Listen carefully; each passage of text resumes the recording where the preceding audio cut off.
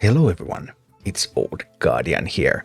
Warcraft Arclight Rumble got a new patch last night and this was a pretty big patch.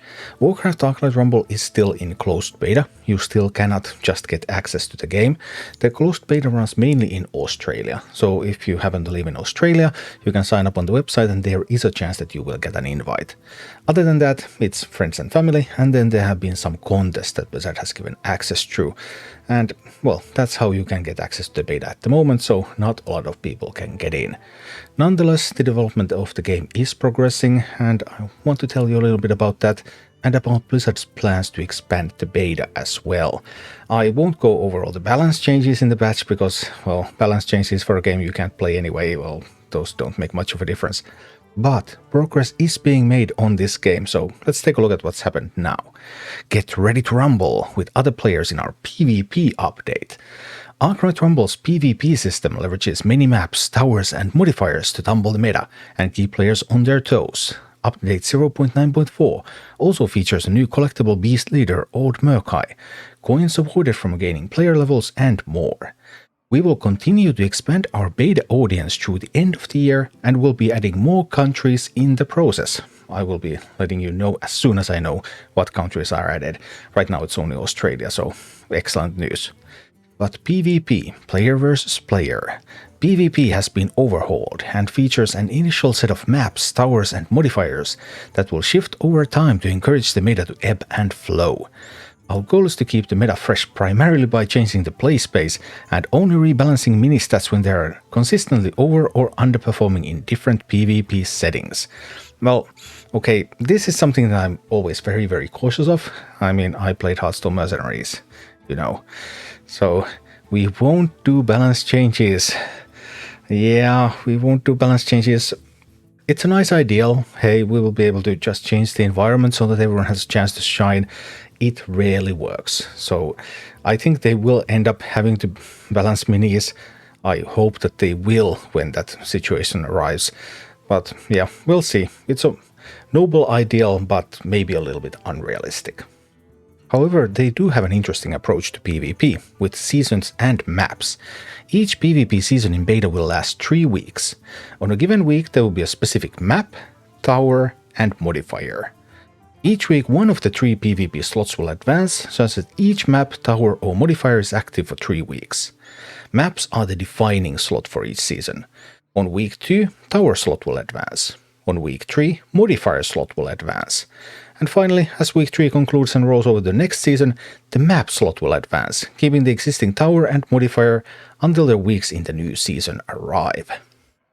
Note, our current plan for post beta is for seasons to last 6 weeks with 2 weeks per configuration, but in beta we're doubling the pace for more feedback. Yeah, the pace of this game is sometimes a little bit overwhelming, including things that probably don't change in release. Like for example, in Hearthstone you can have 3 daily quest slots, so if you log in every 3rd day, you'll be able to complete all your dailies. You also have 3 slots in Arclight Rumble, but those are renewed every 8 hours, so it's only 24 hours. So a lot more hectic pace, but alright, 1 week in the beta, 2 weeks in release. Our debut set includes 4 maps, 3 towers and 4 modifiers, which allows us the ability to create unique metas for many seasons in a row. Modifiers currently oscillate between clean fight, no modifier, and a modifier that changes gameplay, in order to not have PvP diverge too much from the base game. I'd love to hear community feedback about this approach. So compared to something like Clash Royale, where you have this one map, this one environment, this is actually changing all the time, so potentially this is going to be varied and interesting.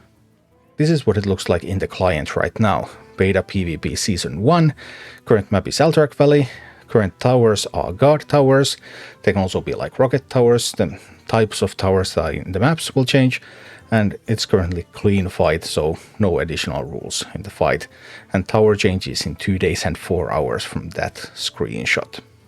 Also, leaders, levels, and honor. They have implemented matchmaking. Yay, you're going to get worthwhile opponents. They have implemented account honor. They have implemented one-time rewards up to 9,000 honor and recurring seasonal rewards from 10,000 to 20,000 honor. So, okay, we're starting to get these basics that you need in order to build an interesting PvP game, and they are now starting to be adding the structure into this game. All minis in PvP are set to level 1 in terms of XP. Bonuses from talents and valor slots do apply, making the effective level range in PvP 1 to 7, which means that it's not something that you can instantly access PvP like on a level playing field with all other players, because you will need those talents and those valor slots. So you will need to play for some weeks in order to get your teams ready. But yeah, we'll see how hard it's going to be actually when the game releases. But right now it does take some grinding, but like nowhere near Mercenaries level grinding. So, alright. And also they have been working hard on making that PvE progress steadier, more solid, more rewarding. Features and systems update in this patch. Gaining a player level will now grant 50 coins in addition to XP bonuses.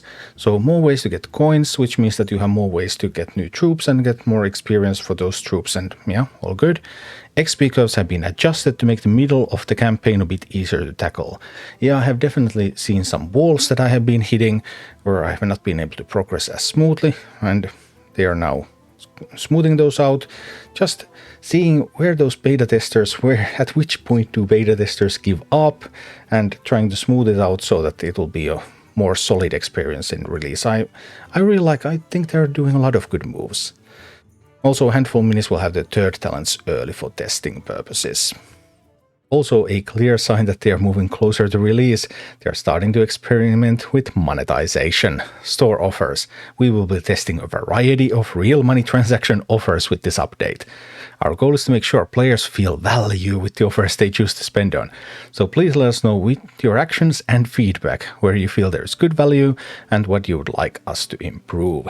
As a reminder, all money spent during beta will be credited to your account as in-game balance once beta ends. So there's going to be a progress reset. So if you happen to get access to the beta, you can play, but all of your progress will be reset at one point. And money that you will spend, you will not get it as Battle.net balance, you will not get it as real money back, but you do get it as real money equivalent in the game, so that you can use that amount of real money in the release version of the game directly. In particular, they're now working on Arclight Booster. We're happy with the play experience of the Arclight Booster and the tremendous value it offers throughout the player's Arclight Rumble journey. We also want this to be accessible for players, and so we'll be testing various price points for it. It used to be 20 euros, and right now it's 15 euros. I don't know where it's going to be ending up. It's a one-time boost that you really want to buy, because it gives you more gold and more XP permanently. So we'll see how that goes. Then there's coin chests. Coin chests are currently capped at 2 per week and provide both a catch-up mechanism and a way for players to fill out their collections quickly if they are ready for more. We'll be testing different weekly caps during this update. This is something that people have been like somewhat skeptically expecting, that hey, okay, well, yeah, sure, now you can only spend like some tens of dollars per week, maybe like $20 a week or something, but just you wait when they will unleash everything and test everything, and then you can spend hundreds and hundreds of dollars instantly, and it's going to suck all your money like it was Diablo Immortal. Well, we'll see how that happens, but they are now starting to work on this monetization testing. For better or for worse, I will let you know what happens. But anyway, I'm quite positive still about the game. I think the changes they are making are really good. They are really tackling all the problem points about the game. Now they have added a bunch of PvP systems. Previously, PvP was you click PvP and you instantly get into a match against whatever player happened to click PvP as well. Might end up against the best player in the world or whatever. But now they're starting to add matchmaking, starting to add structure to your PvP achievements. Seems to be all good. So yeah, looking good for Arclight Rumble. Thank you for watching. Click like and subscribe if you enjoyed this, and a special thanks to all of my Patreon supporters, YouTube members and Twitch subscribers who make all of these videos possible.